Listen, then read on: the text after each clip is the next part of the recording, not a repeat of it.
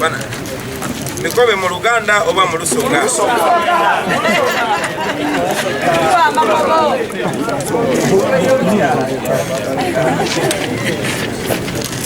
Basebo ni banyabo tusanga ireno kubabonako. Muzikirize njogere mu Luganda kubanga abantu abamu bayinza obutantegeera. Njagala nnyo okubaniriza mwenna baganda bange naddala mmwe abavubuka bato bange. Nze kati njogera nga senior youth kubanga emyaka gitandise okumpuubira akawero. Tegiyiseewo myaka mingi nga nange nninga mmwe nga ndi youth. Naye kati ndabika sikyakwalifyinga kubeera youth. Kitegeeza ki? Tetulina budde bungi baganda bange. Buli kye tulina okukola tulina okukikola kati. Omusajja omu omugezigezi France Fanon yagamba buli mugigi kuyina okumanya oba okuzuula omulamwa gwagwo. Kati ogwo omugigi gusalewo oba okulyamu omulamwa ogwo olukwe oba gutuukiriza omulamwa ogwo. Kyemanyi nti omugigi gwaffe gwazuula omulamwa gwagwo era ffenna twasalawo okugoberera omulamwa ogwo guguse. Kale nno njagala okubaaniriza mwenna abavudde e Bule ne Bweya, abavudde Ajumani, abavudde e Bugiri, abavudde e Moyo, abavudde e Mbalala, abavudde e Kasese n'abalala. Mwebale nnyo, mwebalire ddala. Bw'otunula wano olaba ekifaananyi ekya National Unity oba okwegatta kw'eggwanga. Kubanga guno omulamwa si gwa ggwanga limu, si gwa ddiini emu, si gwa kikula kimu, wabula gwa bannayuganda ffenna abaagala enkyukakyuka. Basebo ne banyabo twabanjulidde oludda lwaffe oluli political oba platform eri political gye tugenda okuyitamu okuyingira mu kalulu gye bayita National Unity Platform. Naye tekitegeeza nti baganda baffe ne bannyinaffe abava mu bibiina oba ebitongole ebirala ebyobufuzi tubasuula ebbali. Twatandika ekisinde kya People Power okugatta abantu bonna abayayanira enkyukakyuka okuva mu bibiina ebyenjawulo, okuva mu bawanga ag'enjawulo n'okuva mu bikula ebyenjawulo. Naye era nga bwe mubadde mulaba bannaffe nga batuyeeya, ate nga batuyeeya mu butuufu nga bagamba tugenda mu bigezo ebyokulonda naye tetulina senta. Ndi musanyufu obategeeza nti olwaleero tulina senta. Sente eyo bagita National Unity Platform. Ekisinde kyaffe ekya People Power kigendagenda mu maaso nga gwe mulamwa ogutugatta ffenna oba alliance oba coalition. Era twatandika dda tukyagenda mu maaso era tukyagenda mu maaso okwatagana ne bannaffe bangi abatwegaseeko mugendo guno newankubadde nga babibiina byanjawulo ate n'abalala bajja kutwegattako nga bwe tugenda mu maaso.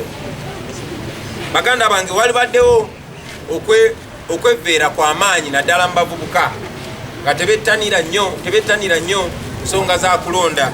Lwaki? Ng'ebifo bino eby'abavubuka ebiseera ebisinga gavumenti teyagala nabyogerako, teyagala babuusa nti waliyo okulonda okwo. Ne wesanga ng'ebifo bino bijuziddwamu ba RDC, ba DISO, ba PISO n'abalala abakozi ba gavumenti. Naye nga bino ebifo byammwe abavubuka. Kale nno twagala okubawendula mwenyigire mu kulonda kuno nga mwesimbawo oba nga mwenyigira mu kulonda. Mubuusa abantu mbagula amaaso bamanye nti bino ebifo byabwe. Ate kuno okulonda nsaba bannange tukukozese nga springboard ate tutwale mu kulonda okulala. Kwegamba mu bufunze 2021 mission yatandise dda. The election has already begun.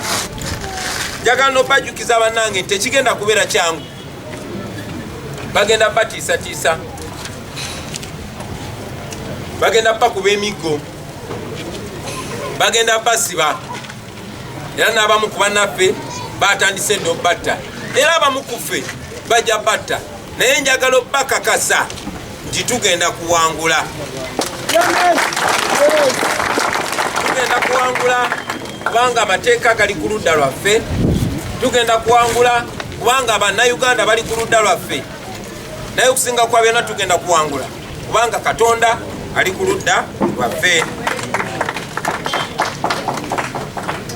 Njagala okumaliriza nga mbategeeza nti ffe twagobye ne sekugoba kwonna yenna, era nammwe mbakunga mugobe kye bayita scientific election.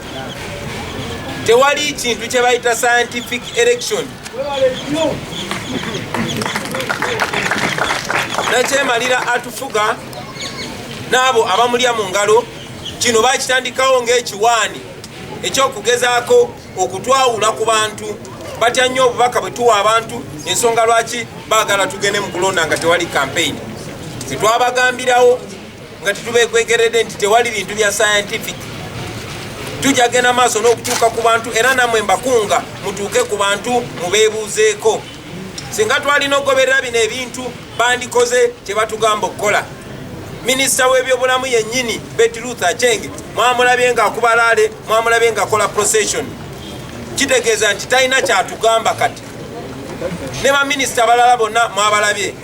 Ate n'omukulu atufugisa obuwumbula bwe yavuddeyo yamuwaanye buwaani. Sebo Mr. Museveni naffe tukulinze otuwaane olw'okutuuka ku bantu.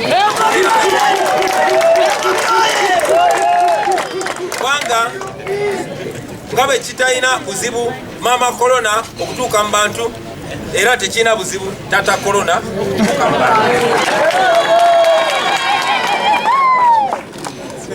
Njagala kumaliriza nga mbasaba nti bwe mugenda mu kulonda kuno mukozese okukwatagana, okuzimba emirandira oba structures yonna gye muli. Kuba kuno okulonda si yenkomerero, wabula ate kutandika butandisi. Kitegeeza nti Mission 2021 etandise ate egenda mu maaso. Njagala okusaamu ekitiibwa abakulembeze baffe ab'ekiwayi ky'abavubuka. Honorable Francis Zaake, weebale nnyo okutuwa amaanyi. Your wounds and your pain embolden me more. You humble me when you say I inspire you, because you know you inspire me greatly.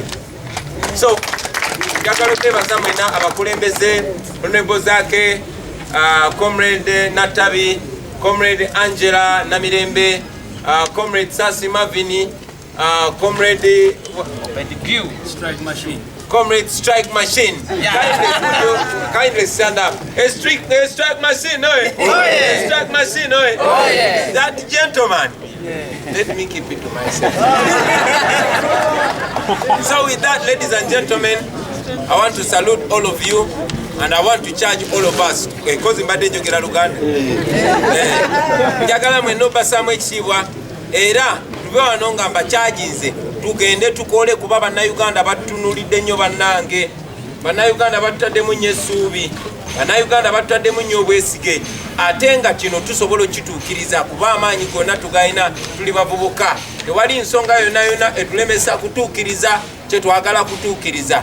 Kubanga ekiseera kye kino, obudde bwe buno, ate era abantu yeffe. Mwebale nnyo, mwebalire ddala ku lwa Katonda n'ensi yange.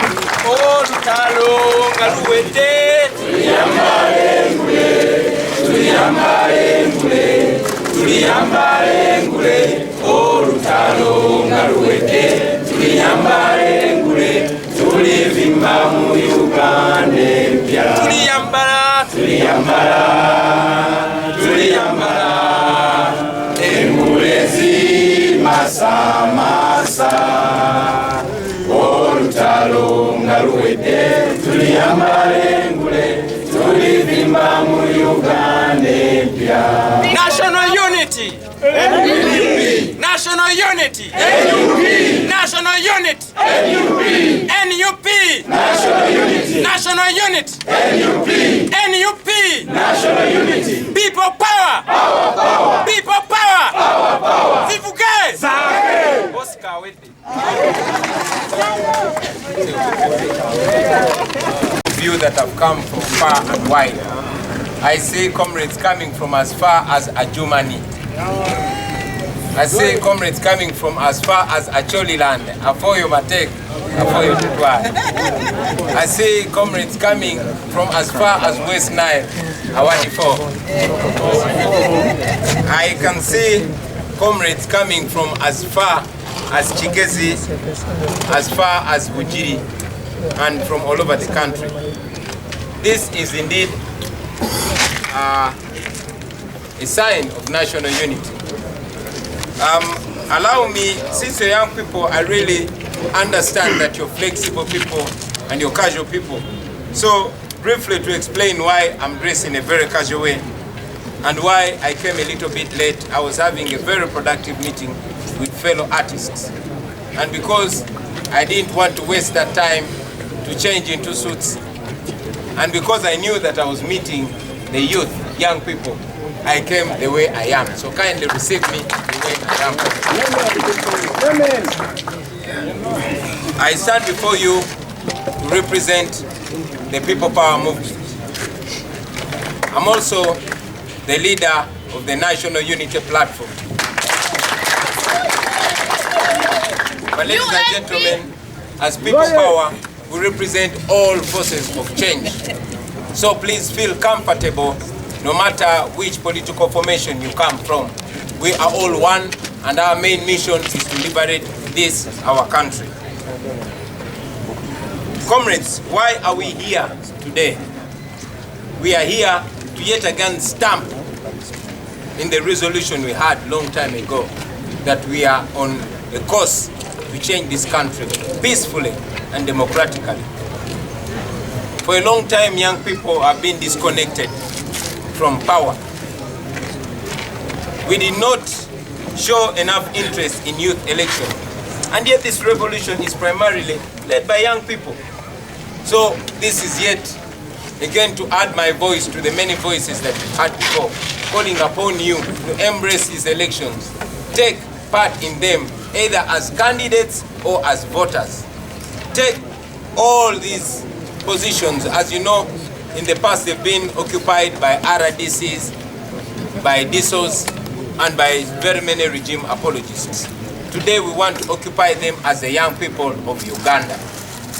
Friends, just yesterday I was your age, but now a few grays are coming in my beard and soon will be coming in my hair. That means we don't have so much time. We must do what we must do, and we must do it now.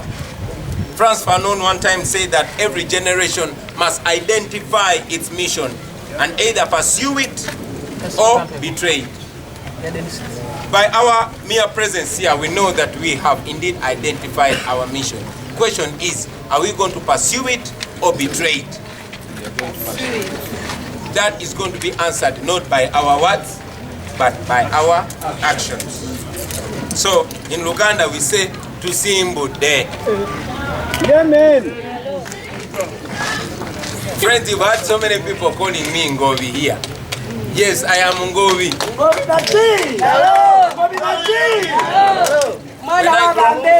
When I cross the Nile, I become Ngovi.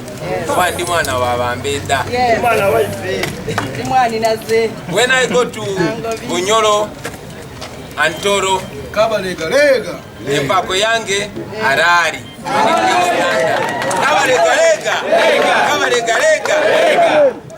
And when I went to Ankole, they didn't give me a name or a pet name. They gave me a wife.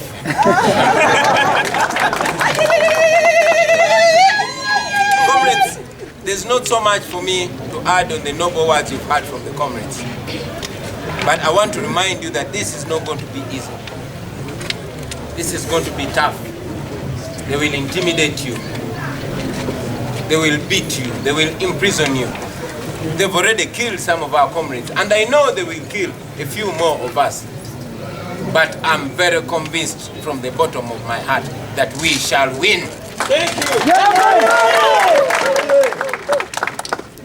We are the foundation. You young people are the foundation of the leadership of this country. And it's important that we assert it now. The 2021 election has already begun. We are in the middle of the election. So this is no joking subject like Goro likes to say. We are serious, and we must be serious not just in word, but in deed as well. Allow me, young people, to also remind you about the National Unity Platform. I know that many of you have heard, seen about it, and yes, many of us have embraced it. But it's important to remind you that the National Unity Platform is the political wing of the People Power Movement. You have heard many leaders are choosing us, and rightly so, that we are going into a democratic exam without an examination center. Imagine. Well, now, I'm glad to inform you once again that we have a center number. A center number. A center number. NUP. You say national unity. NUP. National unity. NUP. National unity. People power. Our power. Ladies and gentlemen, we can only exercise our power when we are organized. Because power is nothing without control. We are organized as the National Unity Platform, and we know that we have been in touch and will continue to be in touch and work together with our brothers and sisters from the different other formations.